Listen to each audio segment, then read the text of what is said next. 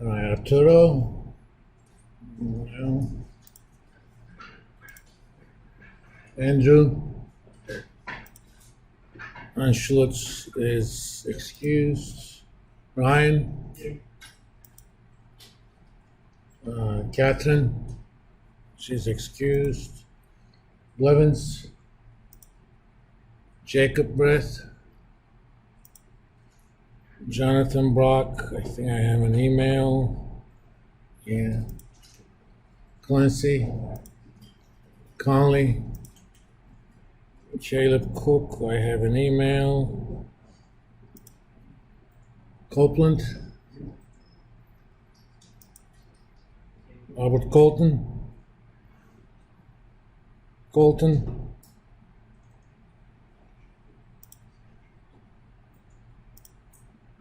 Duffield, I have an email. Graceland. Hunter. Hunter, no. Ginter, Savannah here, Looney, Jacob Looney, Massey, no. Namovich, no.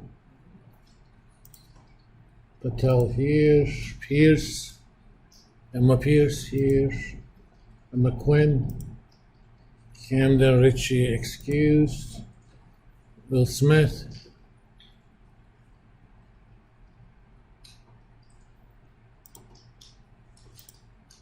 Sublet here, Bronson, Beatrice excused. That's it. Okay. All right, let's wrap this ship up. The P. What's your name? Jacob what? What's the last name? Newton? Oh, Looney, okay.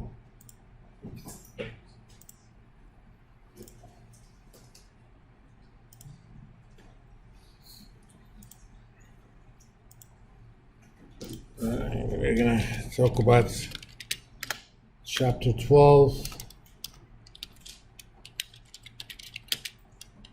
cost of capital. This is basically the rate that we're gonna use to discount cash flows in a project. And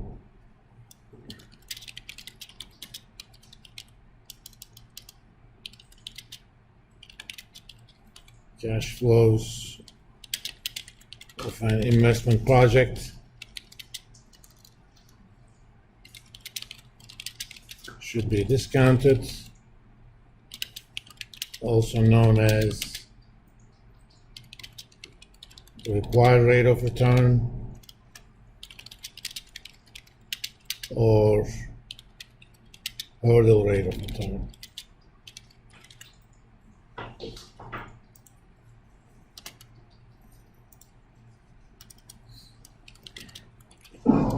The way we will approach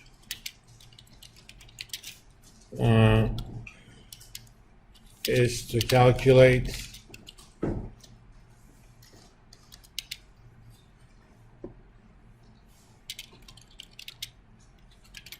what we call weighted average cost of capital, or WACC. And the way we define WACC is weight of equity times cost of equity debt, cost of equity capital, I'm sorry, plus weight of preferred equity if there is any,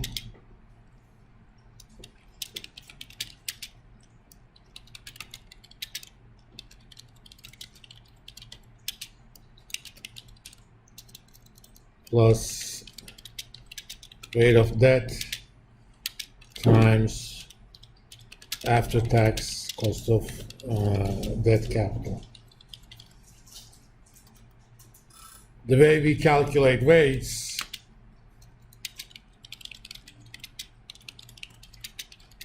at their market value,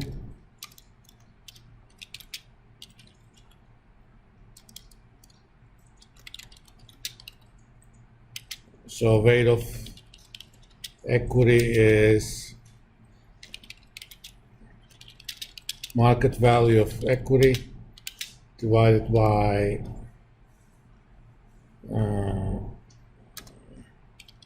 I'm going to call this total capital.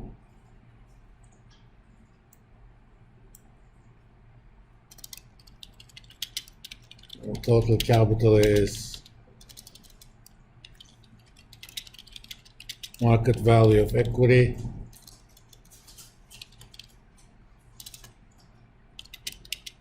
plus market value of preferred equity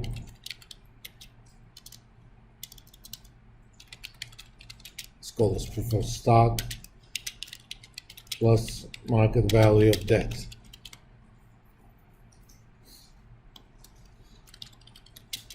Hence, you can guess weight of preferred stock, or let's call it preferred equity, equals market value of preferred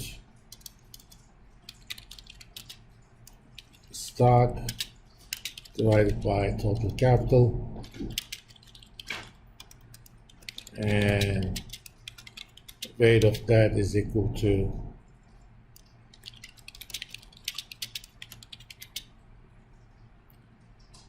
divided by total capital. Of course, these weights need to add up to 1.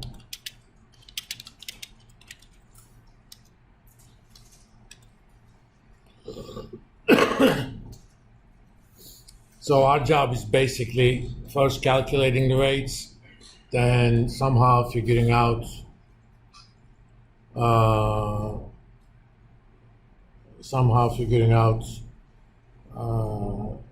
cost of equity, cost of preferred stock, and cost of debt. It's actually a lot better if we start doing problems so that we can explain concepts.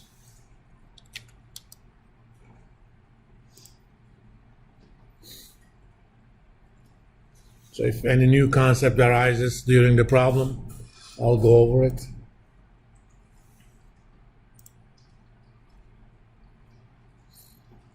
I already had that live. In fact, some of you even tried it.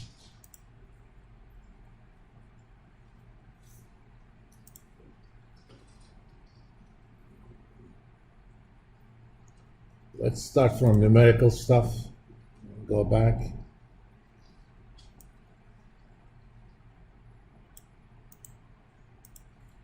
Copy.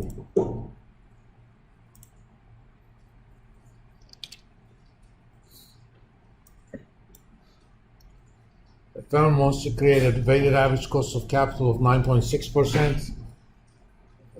We know that cost of equity, we know the pre-tax cost of debt, we know tax rate. What does debt equity ratio need to be for the firm to achieve its target WACC?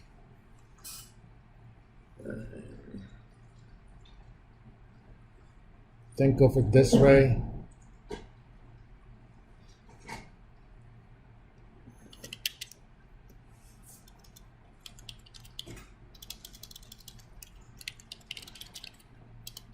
There is no preferred stock in this case. Weight of equity is equal to equity divided by equity plus debt. And weight of debt equals debt divided by equity plus debt.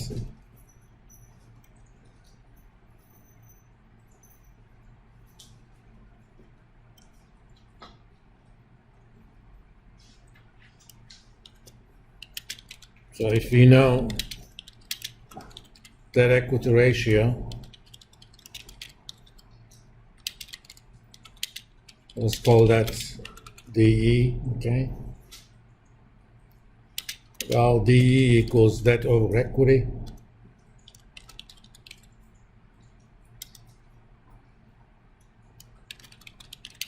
So assume $1 of equity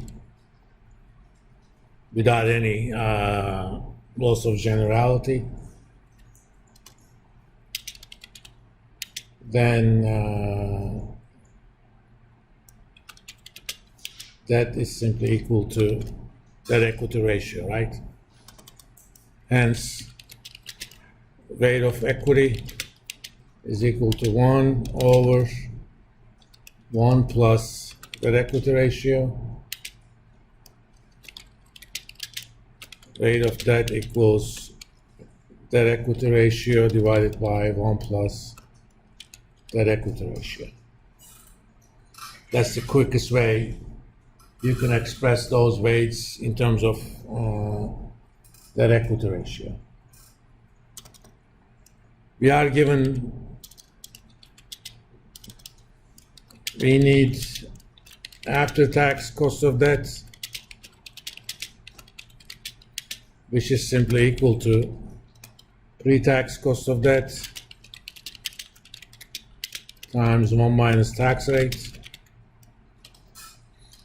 It's going to tell me why we need to use after-tax cost of debt instead of pre-tax. What do you think? It gives you the true cost after everything. Add that into it. Yeah, I mean, equity, any cost of equity is not taxable, but debt is not tax deductible, but cost of debt is. That's why.